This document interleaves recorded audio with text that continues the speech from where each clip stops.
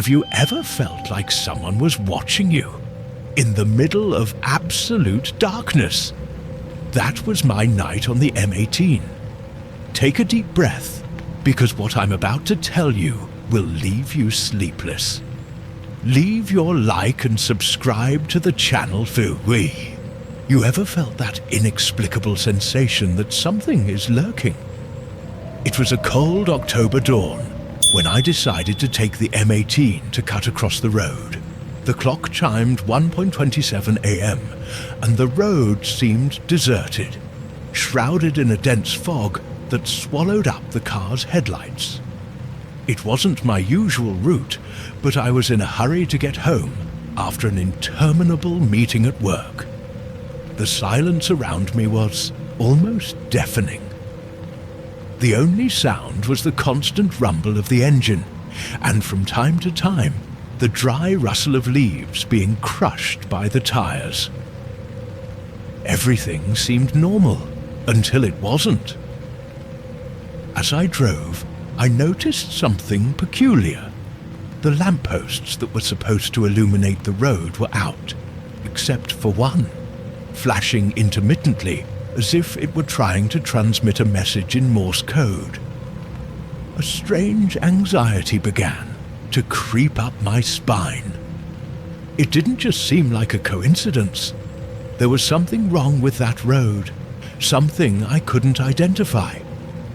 It was then that my radio, which had been switched off since I got in the car, suddenly squawked, a low, distorted sound, as if voices were trying to break through the static. I tried adjusting the knob, but nothing changed. Just a growing hum, as if someone was desperately trying to be heard. I switched off the radio in the hope of dispelling the discomfort, but the hissing continued, now coming from somewhere inside the car, as if the road had a life of its own and was trying to connect with me. Suddenly, I felt absurdly cold, as if the air had been drained from the car. The dashboard indicated that the temperature was normal, but I knew something was wrong. I gripped the steering wheel tighter and continued driving. Each kilometer seemed longer than the last, as if the road was stretching out to hold me there. Then it happened. A figure crossed the road. It wasn't an animal, that much I knew for sure. It was too big, but at the same time, incorporeal. As if it were made of smoke, but with a definite shape. I remained motionless for a few seconds, my hands trembling on the steering wheel. It couldn't be real, I thought. It was late, I was tired. Maybe it was my mind playing tricks on me. But what happened next removed all doubt. A low, rhythmic sound came from outside, footsteps, slowly approaching my car. I looked through the rearview mirrors, but saw nothing but the dark emptiness of the road. The sound continued, resounding like echoes in my mind. I didn't know whether to get out of the car or speed up and run away. But before I could decide, something hit the rear window. Just a knock, dry and loud. The kind of sound that makes your heart stop for a second. That's when I saw it. A figure standing in the middle of the road, motionless, staring directly into the headlights of my car. His clothes were tattered, as if he'd just come out of a fire, and his eyes, they were just dark, empty holes. Everything inside me told me to run, but something about the presence of that figure had me pinned to the seat, unable to move. The clock on the dashboard blinked, but I couldn't take my eyes off the road. The figure was still like a grotesque statue, and the sound of footsteps, strangely rhythmic, reverberated like a slow drumbeat. I tried to swallow the dread that rose in my throat, but the sensation of something wrong, something deeply distorted, was impossible to ignore. It wasn't just fear. It was a primal warning. an ancestral call to flee or confront. The surrounding mist seemed to come alive, swirling and moving unnaturally. Every step I heard, even if I couldn't see who or what was taking it, seemed to expand the space around me, as if the road itself was growing, stretching into an unfathomable infinity. The motionless figure in front of me, however, remained a fixed point, a magnet for my eyes and thoughts. It wasn't human, that much I knew for sure.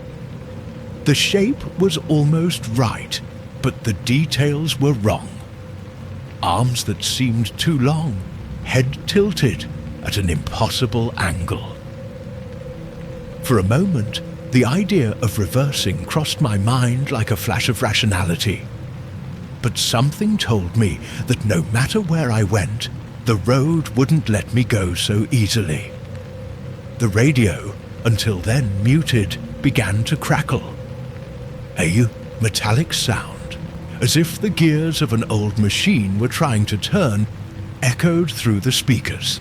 Then a low, distorted voice came on, muttering words I couldn't understand, but which made the hairs on the back of my neck stand on end. I reached for the phone on the seat next to me, more out of instinct than any hope of help. No signal.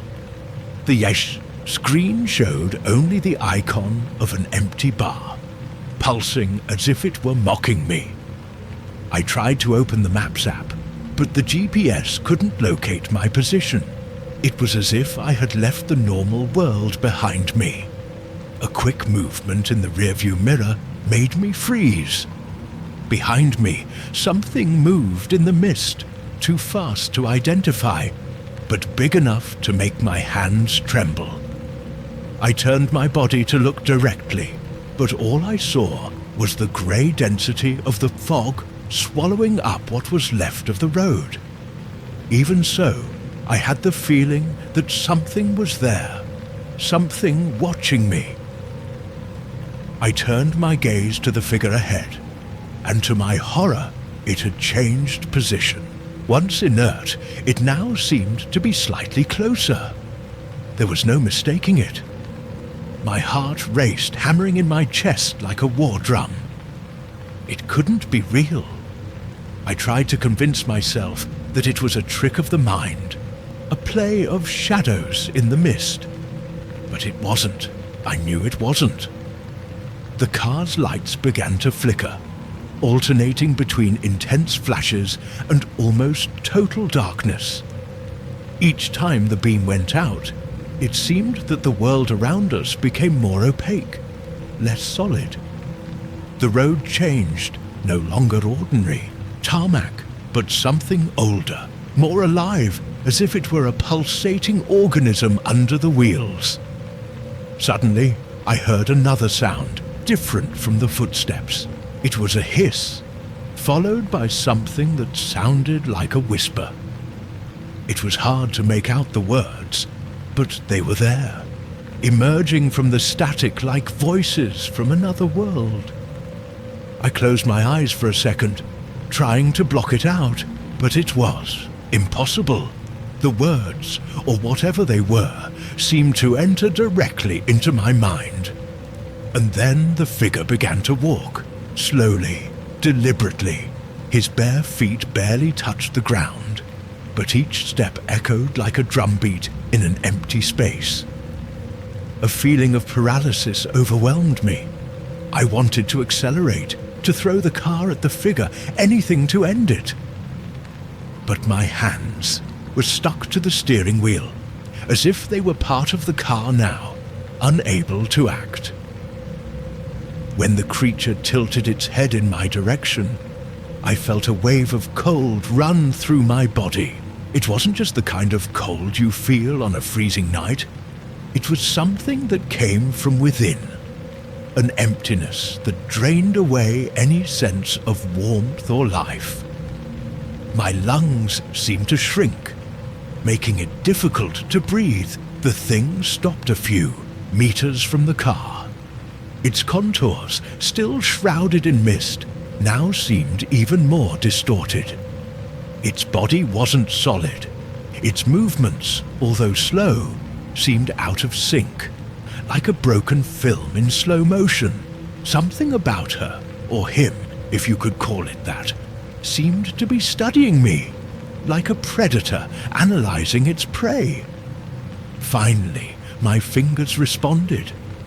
I turned the key in the ignition, trying to accelerate, but the car roared like a wounded animal and died again. The figure leaned over, and for the first time I could see what was under that cloak of darkness. It wasn't a face, but something that defied all logic and sanity. With no alternative, I screamed. A scream that seemed to be lost in the void, swallowed up by the road and the shadows that now surrounded me. A terrible silence overtook the car, except for the irregular sound of my breathing. It was as if even the world had stopped to watch what was happening. My mind struggled to stay anchored in reality, but everything around me screamed that this was a losing battle. The figure was still there, motionless again, but its presence seemed to fill the space like an invisible, overwhelming force. A desperate attempt to rationalize crossed my mind. Perhaps it was a resident of the area, someone lost on the road like me. But the logic of it quickly dissolved. No human being should move like that, so silent and wrong. His arms hung in an unnatural way, like twisted branches that didn't belong to the same tree. And even with all the distance, I knew I was being stared at. My hand, still trembling, went to the door handle, a senseless reflex that I couldn't control. The metal was cold as ice, and the thought of getting out of the car hit me with a crushing weight. But for some reason, my muscles ignored the instinct for self-preservation. The door opened with a low groan, the sound cutting through the air like a blade. When I stepped out of the vehicle, the mist welcomed me with a suffocating embrace. The ground beneath my feet seemed rougher than expected, as if the road had been transformed into something older, something that had stood the test of time. With every step I took, the figure remained motionless, but its threat seemed to intensify, as if I were walking into a nightmare built just for me. A voice in my head screamed at me to go back, to lock myself in the car and never come out again. But another part, darker and more curious, urged me on. The radio in the car crackled again, its light flashing on the dashboard like a dying beacon. Words came out again, but now clearer, albeit charged with static. "You shouldn't be here." My head swiveled towards the car, hoping somehow to find the source of the voice. But the road was deserted, except for the figure ahead. Closer now. There was no sound of footsteps, no warning of movement, but the thing was only a few meters away from me. A scream caught in my throat as my body froze in place. The figure's face, or what should have been its face, was covered in something that looked like a mixture of shadows and flesh. It wasn't a mask, but a grotesque fusion of texture and darkness that pulsed as if it were alive. Without realizing it, I took a step back. The thing reacted. A quick movement, almost impossible to follow, and it was even closer. My mind tried desperately to process what was happening.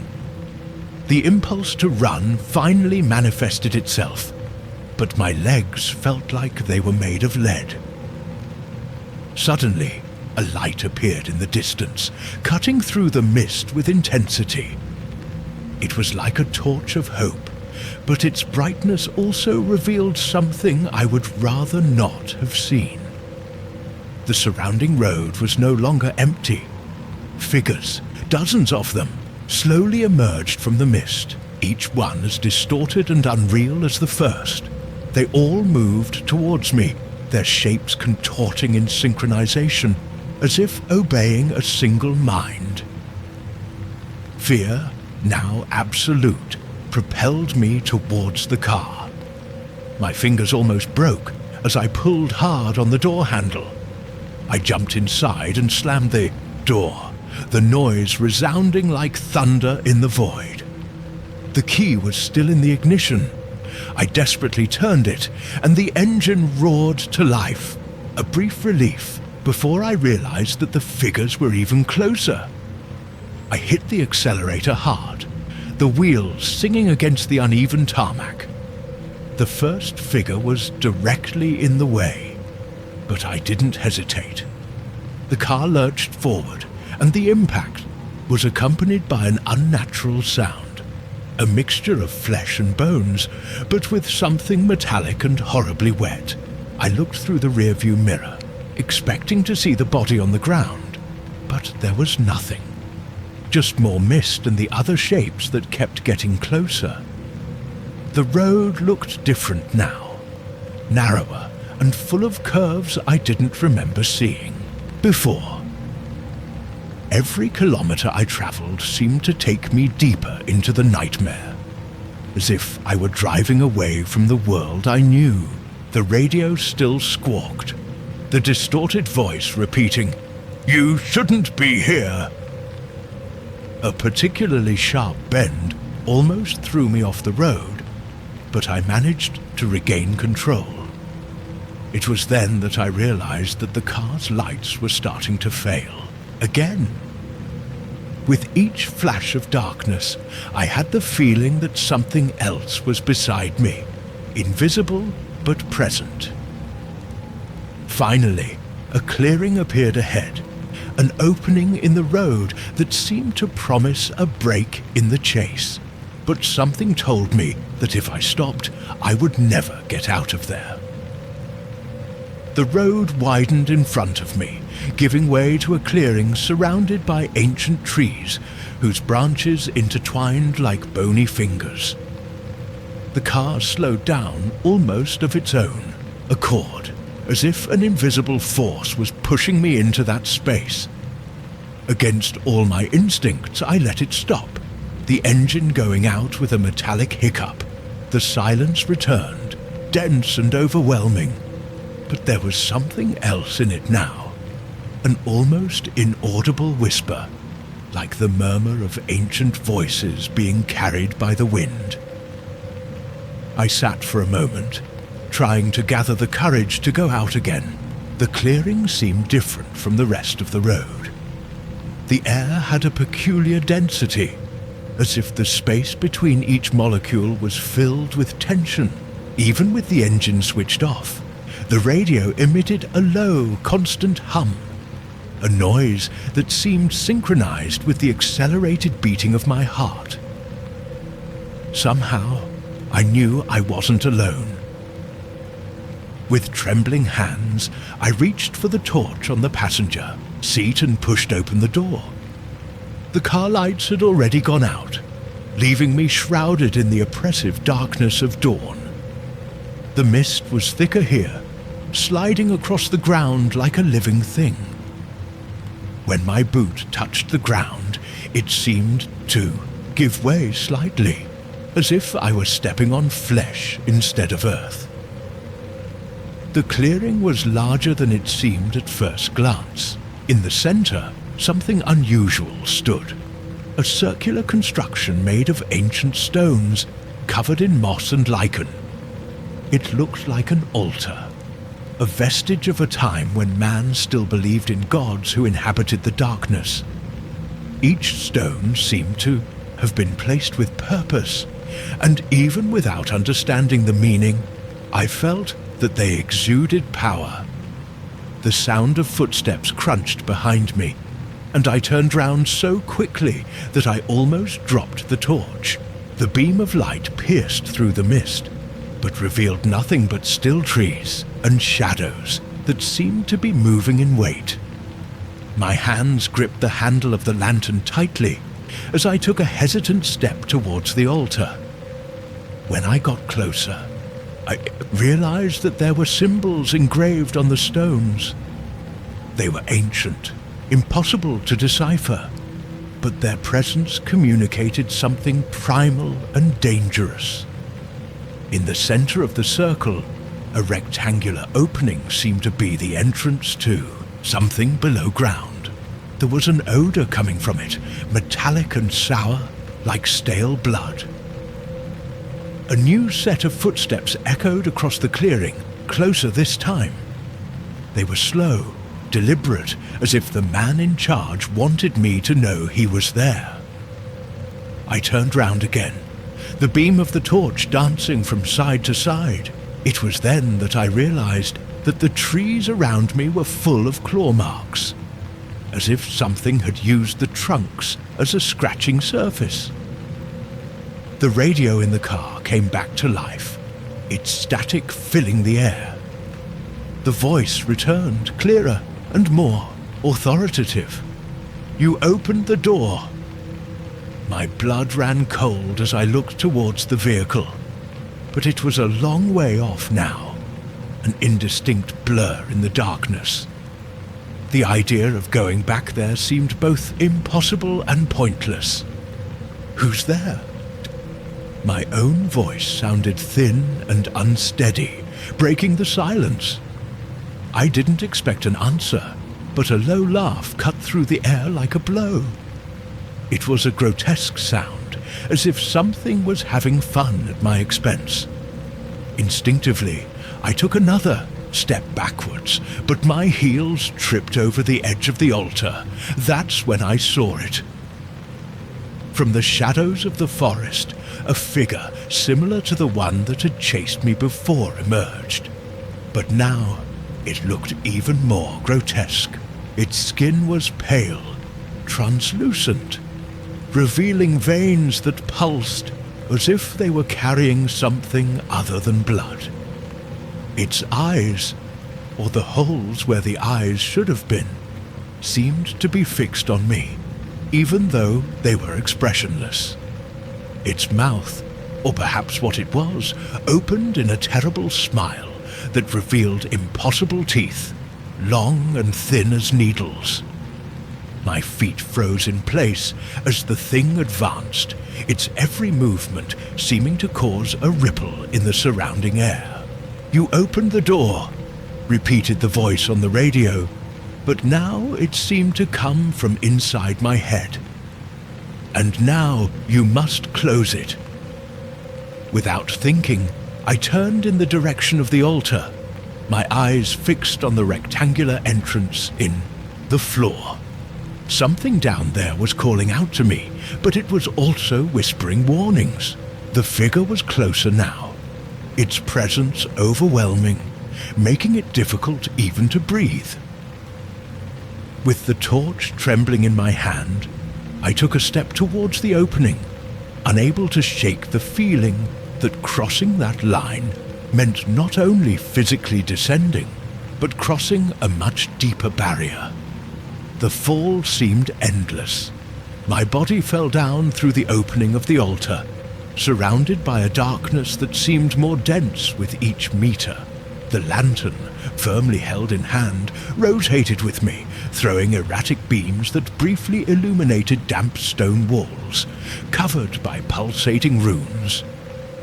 It was not a natural fall.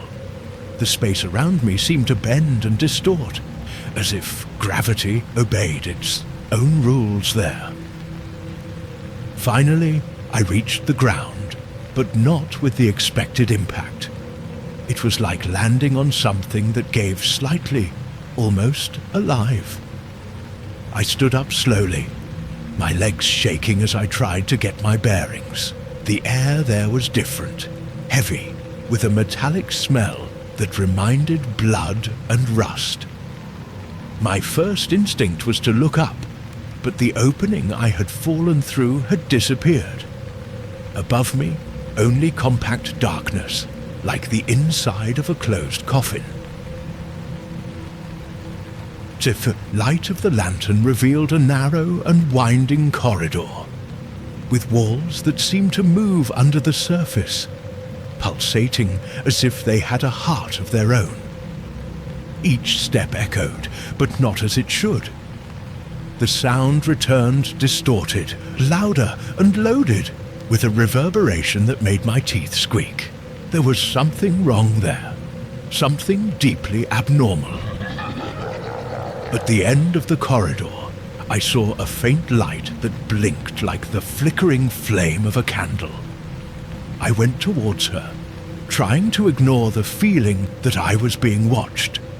My heart was beating in my chest, and sweat ran down my forehead, despite the cold that seemed to emanate from the living walls. As I advanced, the whispers returned, now clearer.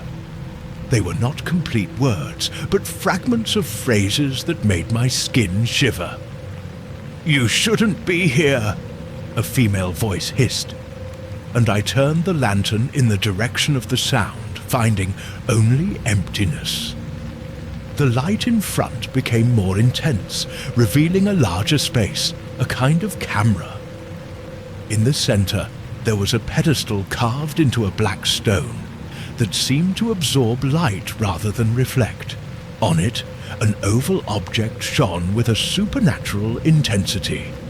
It seemed to be made of glass or crystal, but contained a red liquid that moved as if it had life of its own.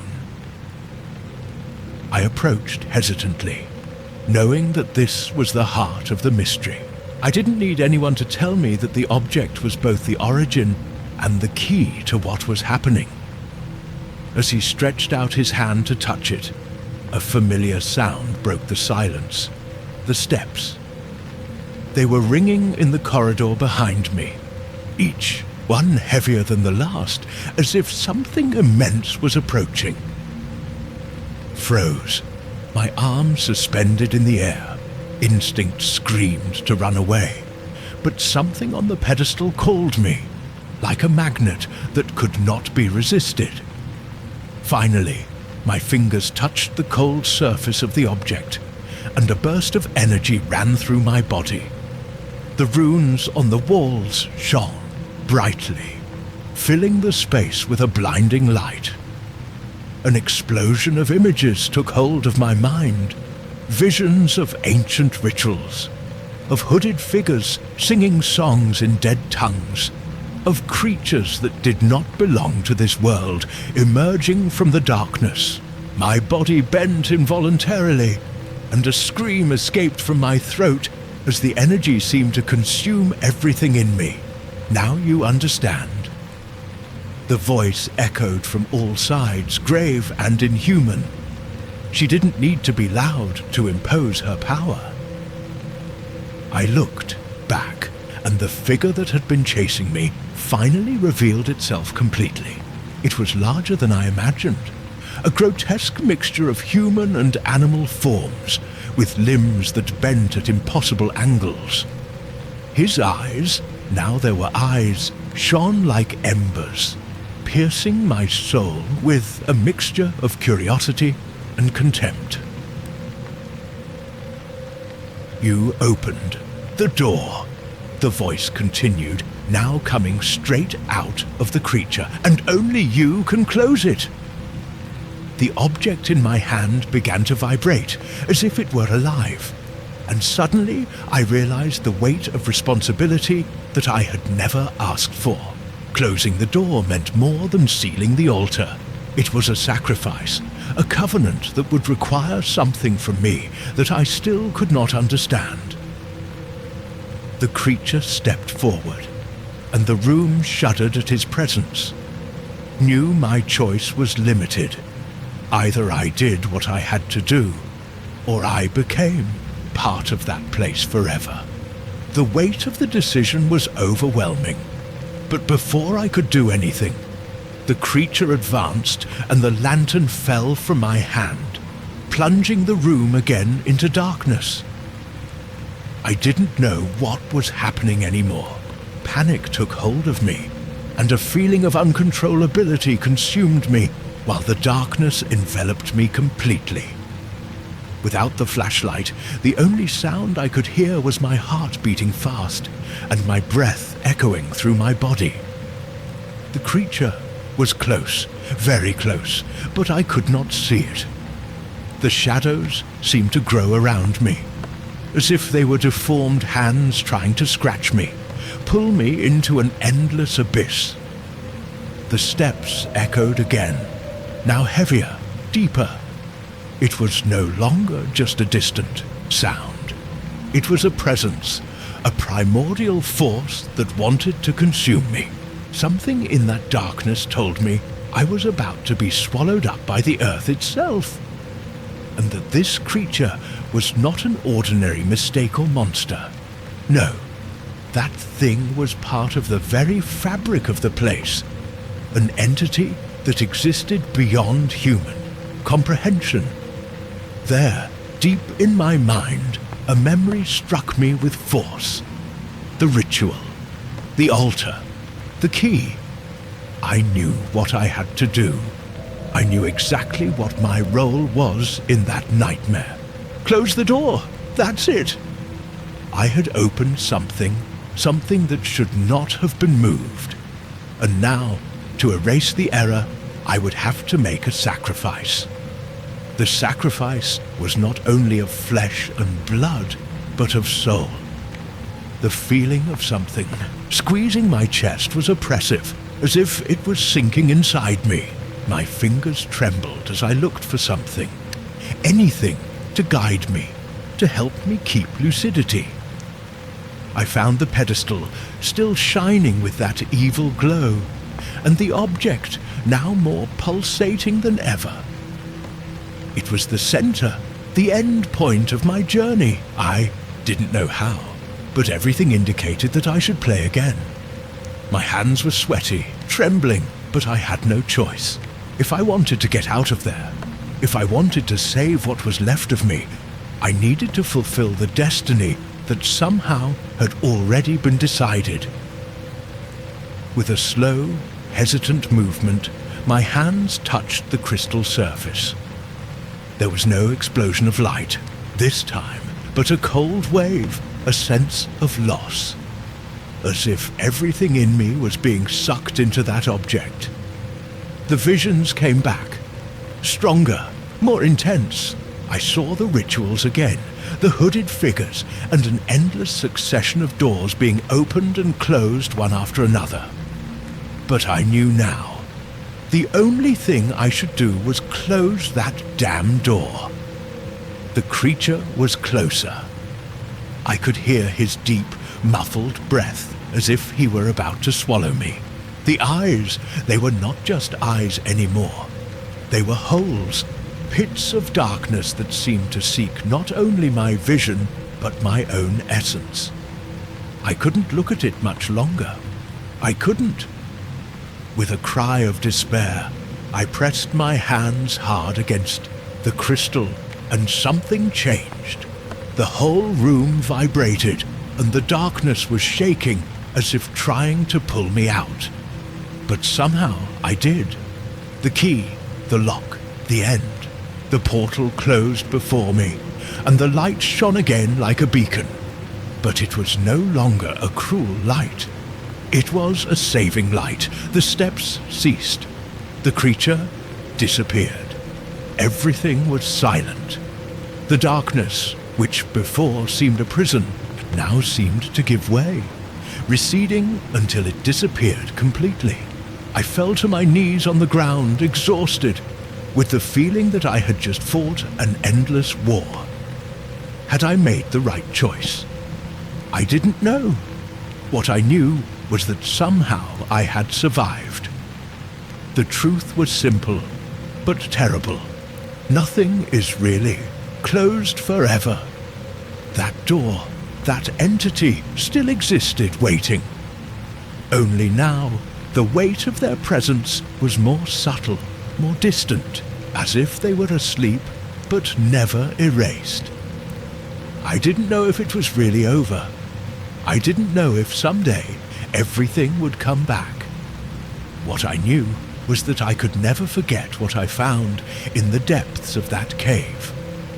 Now, all I wanted was to go out, up, back into the light, close my eyes and never look back.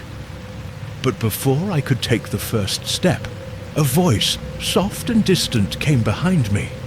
"You won't escape that easily." The fear returned, but this time it was not panic. It was only a bitter certainty. What I had released was already out of control, and at some point it would return. Maybe not today, maybe not tomorrow, but enough to remind me that nothing, never, is really closed. And if you liked this story, don't forget to like it and subscribe to the channel.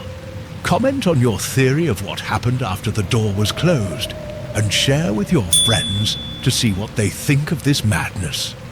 Until the next chapter, if I'm lucky enough to survive it.